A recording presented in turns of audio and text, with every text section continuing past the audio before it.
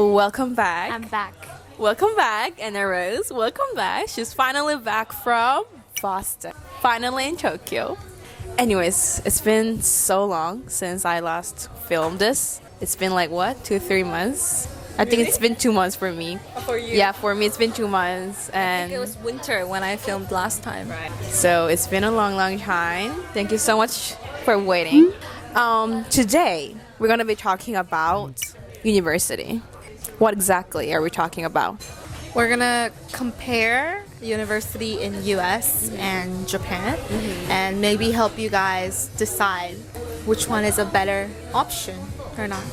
Yeah, so that's what we're gonna be doing. Okay, so which university in the States did you go to? So I'm actually a student in KEIO, but I went to Boston University in US as an exchange student for a year, and I'm now back and finishing my senior year in Japan. Okay. You're a senior? I'm so old. I mean, I'm a third year. That's insane. I started this YouTube channel when I was in first year, and I'm a third year now. I'm like senpai. You're old now. I know, I'm old now. Today we're gonna be getting into 4 specific aspects. First one is the language aspects. Second one is safety. Third one is cost. Fourth one is job hunting. So, language. I'm assuming that the audience are fluent in English or they speak English to some extent and interested in English faculties in Japan. And I think as a +1 you can definitely learn Japanese. Specifically KEIO, we are required to take language course for 2 years, 3 times a week, 90 minutes per class. And then if you take intensive course, I think you have 4 or 5 days a week. So of course compared to French, Spanish classes, I think people in Japanese classes pick up the language way better because they're in Japan and the classes are really intense. So if you're kind of interested in learning Japanese but not fluent enough to take the EJU test and study in Japanese, you have the option study in English and learn Japanese. Definitely. So people who have similar background as us, like Koreans living in Japan, who went to an international school, people who have these kind of backgrounds, they usually speak 4 languages at this point because KEIO especially require us to pick up another language that we have never learned before.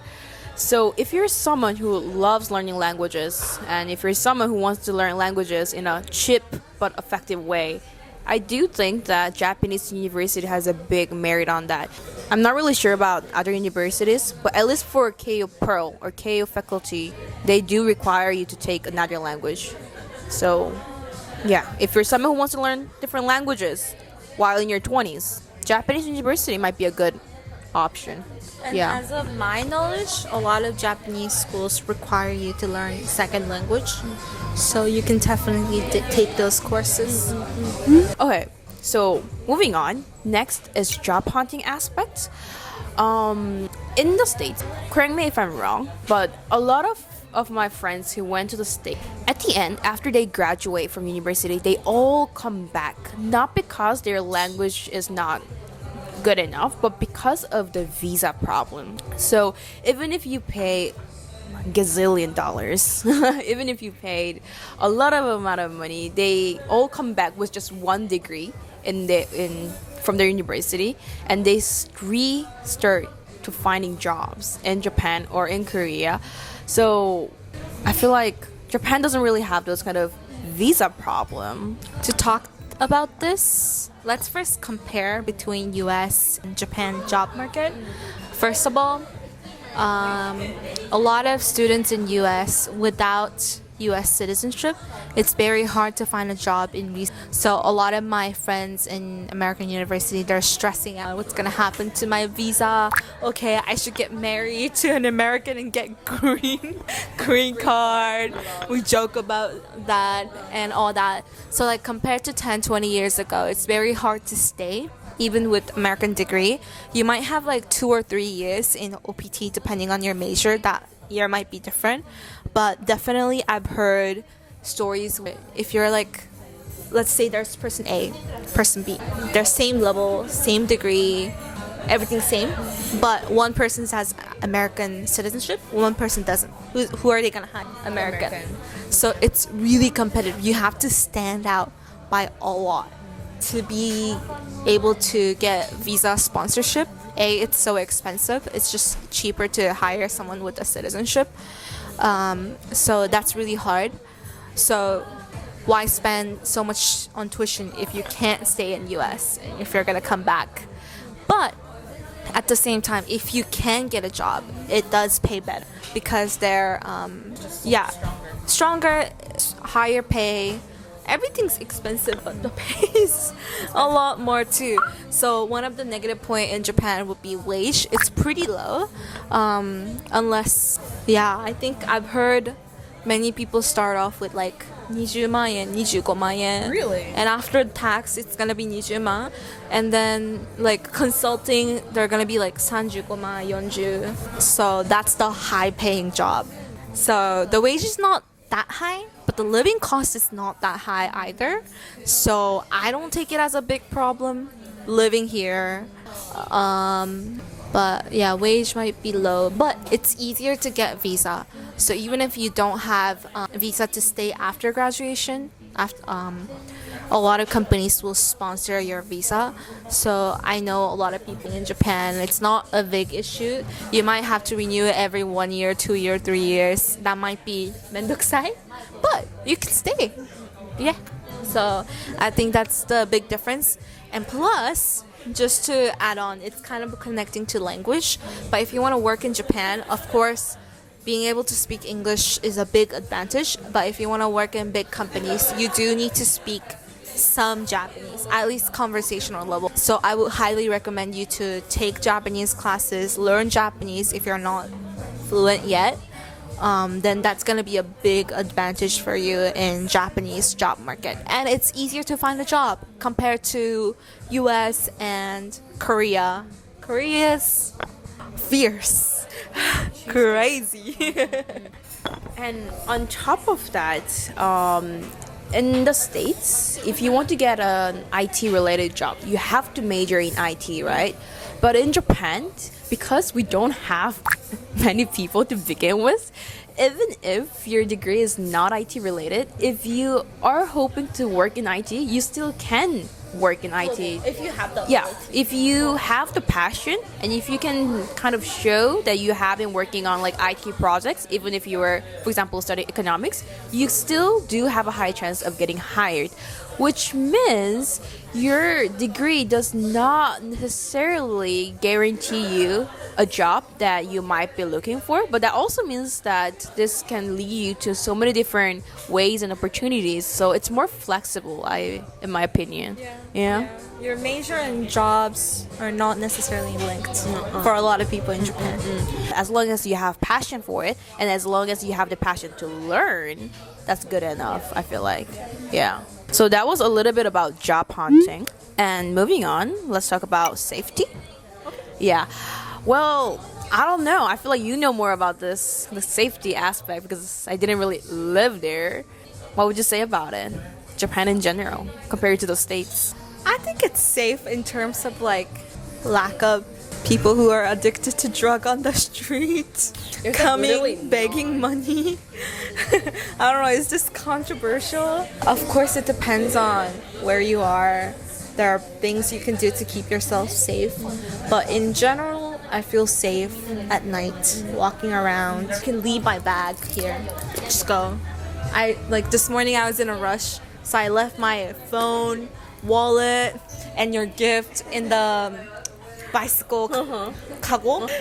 And I can literally leave my phone on the table and go to restroom, and it's still gonna be there. Even if I leave my iPad, MacBook, it's still gonna be there. No one is gonna come and steal my stuff. So yeah, in terms of that, Japan is so much safer. So yeah, you may see some drunk people on the street, but you're not gonna see any like drug addicted like no people. gun violence for sure.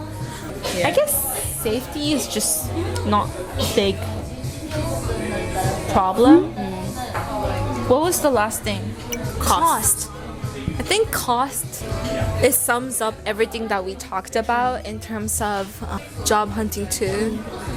The money you put in as an investment for your tuition and the money you get back, I think it's a good deal compared to graduating from American school with by paying full tuition as an international student, because there's no like tuition difference between foreigners and local students in Japan, and it's really cheap. Like I think one of the more expensive schools are like 130만 yen, and then if you go to like national university, which is like better university, like best university, you only pay like 50만 yen. Really? Yeah, per year. Like Tokyo University, Really? Kyoto University. Wow. They're cheaper too. And then the cost of living is cheap. So I think depends on your way. Like does cost or level of education or new experience or whatever job, I think you have to compare. To me, I think Japanese schools are worth the money. Like I'm not always happy, of course, but compared to the cost, I think it's a good deal. I can accept it. Like even if I'm not happy, I'm like, okay, it's cheap. But if I'm unhappy with American University With that amount of money. with that amount of money, That's like- hello. So you have to decide by yourself what's more important. Right. It might be controversial, and not many people will like me for saying this, but if you're just getting bachelor degree, just like basic, learning about basic micro, macro, like especially in like economic major, if that's what you're trying to learn, then I don't think it's worth it to pay that amount of money to go all the way to the States and learn about microeconomics. I think I agree, honestly. Like, I know there's some people who's like passionate, has dream, like driven, but not everyone's like that. Look at me. Look at you. Like So- macro? Who's that? So, of course, in school, there's people who's passionate, who studies hard, but for those who are not sure about what you're gonna do, and you're just there to just graduate from university, I think it's a good experience. You can kind of study too and have fun at the same time. Like if you want to study, you can study.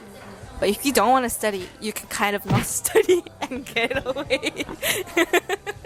Yeah, I mean, that's something that you guys all should know. Oh, also, there's a lot of scholarships available. Yeah. In my opinion, the tuition's already cheap, but there's a lot of scholarships for foreigners. Like compared to us who lived in Japan, I think for foreigners that's incoming to Japan, there's a lot of scholarships available from Japanese government. It's really easy to get, hard to not get it. Yeah, so you should check it, get that money, Yeah. and study. Yeah, I definitely agree. Okay, so that was a little bit about Japanese university and why we chose Japanese university at the end. Of course, there are cons of Japanese university. There's quite a lot, but I can bear with it. I do believe that pros do outweigh the cons, so I think it's a good experience. And if you like Japanese food, culture, I think it's a good opportunity to experience that while being a student. For sure, for sure. So yeah, that was a little bit about Japanese university versus American university. And if you guys have any questions, comment it down below. And hopefully, I can see you guys again in the next video. Like and subscribe. Yes, please.